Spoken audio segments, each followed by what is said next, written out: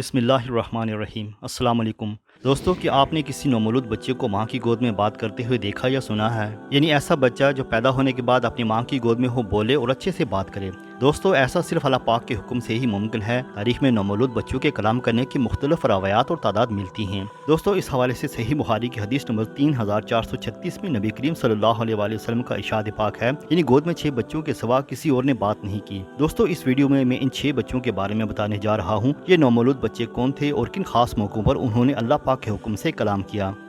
Number 1, ईसा इब्ने मरियम अलैहिस्सलाम। ईसा इब्ने मरियम अल्लाह ताला के जलील उल कद्र पैगम्बर थे, जिन्हें अल्लाह ताला ने अपनी कुदरत कामला से बगैर बाप के पैदा फरमाया। आपकी वालदा बीबी मरियम को अल्लाह ताला के फरिश्ते हज़रत जिब्रील अलैहिस्सलाम ने बेटे की खुशखबरी सुनाई तो आपने फरमाया कि मेरा बेटा कैसे पैदा हो सकता है, क्योंकि मुझे किसी मर्द ने आज तक हाथ नहीं लगाया, क्योंकि ना मैंने निकाह किया और ना कभी ज़िना। तो फरिश्ते ने कहा, मैं अल्लाह ताला का फरिश्ता हूँ। फिर अल्लाह ताला के हुक्म से हज़रत ईसा अलैहिस्सलाम की पैदाइश हुई। जब मुकम्मल वाक़या अल्लाह ताला ने कुरान मजीद में इरशाद फरमाया है। तो जब कौम ने देखा कि बीबी मरियम बगैर निकाह के बच्चा कहाँ से ले आई और सवाल किया, तो कुरान मजीद में इरशाद बारी ताला है, मरियम ने अपने बच्चे की तरफ इशारा किया। सब कहने लगे, लो भला हम गोद के बच्चे से बातें कैसे करें। बच्चा बोल उठा कि मैं अल्लाह ताला का बंदा हूँ, इसने मुझे किताब अता फरमाई है और मुझे अपना पैगम्बर बनाया है। यानी अल्लाह के पैगम्बर हजरत ईसा अलैहिस्सलाम ने गोद से कलाम किया। नंबर 2, जरीज की गवाही देने वाला बच्चा। यह वाक़या सही बुखारी की हदीस नंबर 3436 में मौजूद है कि बनी इसराइल में एक बुजुर्ग थे जिनका नाम जरीज था। वो नमाज पढ़ रहे थे कि इनकी माँ ने उन्हें आवाज़ दी। उन्होंने अपने दिल में कहा कि मैं अपनी वालदा का जवाब दूं या नमाज पढ़ता रहूं। इस पर इनकी वालदा ने गुस्से में आकर उन्हें बद्दुआ दी और कहा कि ऐ अल्लाह, इस वक्त तक इसे मौत न आए जब तक ये जानिया औरतों का मुंह न देख लें। जरीज अपनी इबादत खाने में रहा करते थे। एक मरतबा इनके सामने एक फाहिशा औरत आई और इसने बदकारी करना चाही, लेकिन उन्होंने इसकी ख्वाहिश पूरी करने से इनकार कर दिया। फिर वो एक चरवाहे के पास गई और वहाँ उस चरवाहे के साथ जना किया और एक बच्चा पैदा हुआ। इसने जरीज पर यह तोहमत लगा दी कि यह बच्चा जरीज का है। इनकी कौम के लोग आए और जरीज का इबादत खाना तोड़ दिया, इन्हें नीचे उतार कर लाए और उन्हें गालियां देने लगे। फिर उन्होंने वुजू करके नमाज पढ़ी। इसके बाद इस बच्चे के पास आए और उससे पूछा, बता तेरा बाप कौन है। बच्चा अल्लाह के हुक्म से बोल उठा कि मेरा बाप जरीज नहीं बल्कि वो चरवाहा है। इस पर इनकी कौम शर्मिंदा हुई और कहा, हम आपका इबादत खाना सोने का बनाएंगे, लेकिन उन्होंने कहा, हरगिज नहीं, मिट्टी का ही बनेगा।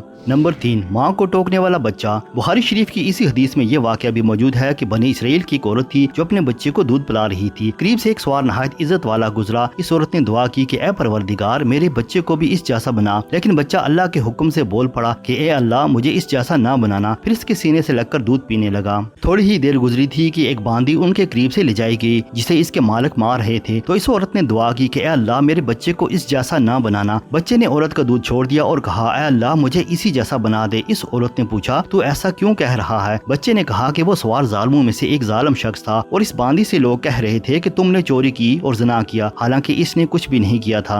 नंबर 4, मशाता फिरौन का बच्चा। ये मूसा अलैहिस्सलाम के ज़माने के फिरौन की मशाता का वाक़या है। मशाता इस खादमा को कहा जाता है जो बालों को कंगी करती है। फिरौन की मशाता रब्बे मूसा पर ईमान रखती थी और अल्लाह ताला की नेक बंदी थी। एक दिन फिरौन की बेटी के बालों में कंगी करते हुए इसके हाथ से कंगी गिर गई तो इसकी ज़बान से अचानक बिस्मिल्लाह निकला। बेटी ने अपने बाप को बताया कि ये मशाता मेरे बाप यानी फिरौन को नहीं मानती बल्कि रब्बे मूसा पर ईमान रखती है। तो फिरौन ने इस मशाता की औलाद समेत इसे खोलती हुई देग में डालने का हुक्म दिया। इसकी गोद में एक बच्चा था। जब इस बच्चे को देग में फेंकने लगे तो वो मशाता घबरा गई। तो अल्लाह ताला के हुक्म से वो बच्चा बोल उठा कि ऐ मेरी माँ, खौफ न खाओ, मैं देख रहा हूँ कि इस आग से जहन्नम की आग बहुत शदीद है और अल्लाह ताला इस आग को हमारे लिए सुकून और राहत वाली बनाएगा। नंबर 5, असहाबुल अखदूद वाला बच्चा। असहाबुल अखदूद के लग़वी मानी अहले खंदा के हैं। इनसे मुराद वो लोग हैं जिन्हें दीन हक के ईसा इब्ने मरियम अलैहिस्सलाम के मजहब से ना फिरने की सजा के तौर पर खंदक में डालकर जला दिया गया था। असहाबुल अखदूद का वाक़या इंतहाई तवील है और कुरान मजीद फुरकान हमीद की एक आयत में इनका तज़किरा मौजूद है।